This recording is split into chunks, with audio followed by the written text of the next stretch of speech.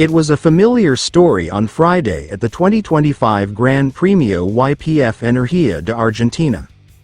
Marc Marquez tangoed his way to the top of the timesheet in practice as everyone chases the number 93 GP25 tailpipes heading into Tiso Sprint Saturday.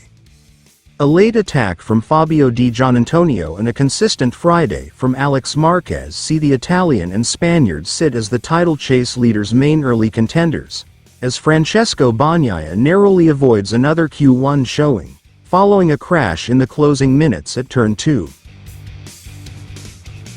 Unstoppable. A fantastic final flying lap sees Marc Marquez broke his all-time lap record in Argentina after 11 years. He sit over a tenth clear of the late improving Di Giannantonio, with Alex Marquez, Bezzecchi and Binder the top 5 at the end of practice session. While Alex Rins, Zarco and Quartararo make sure both Japanese manufacturers have something to shout about so far in Termas, as Acosta and Bagnaia scrape through, crucial for both of those riders. If it were Saturday, I'd say very good. Since it's Friday, I say, we're good. We're back where we left off in Thailand, with the same confidence in the bike. It's true that we had to work a lot more from the first free practice session to practice, but there was a clear reason.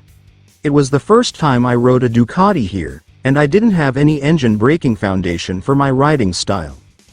I say engine braking because it's a bit peculiar there. Tomorrow we still have to take a step further in that regard, not to be faster, but more consistent. That means that 11 years later, the speed is there. We're still going. I'm feeling comfortable. You're going with this too.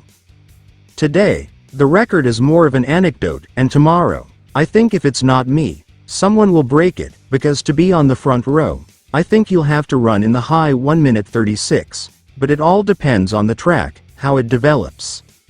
From then on, I'm not interested in the record. I'll be more interested in scoring lots of points in the sprint and the race. That changes everything.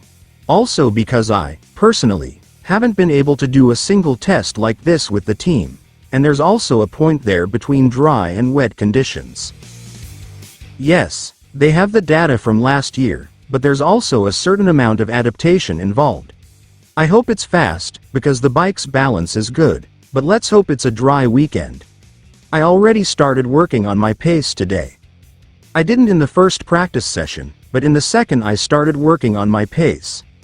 I tried different rear tires, which will be a bit of a key point for the long race, especially. I felt comfortable with both, so tomorrow I have to try them out and test that pace.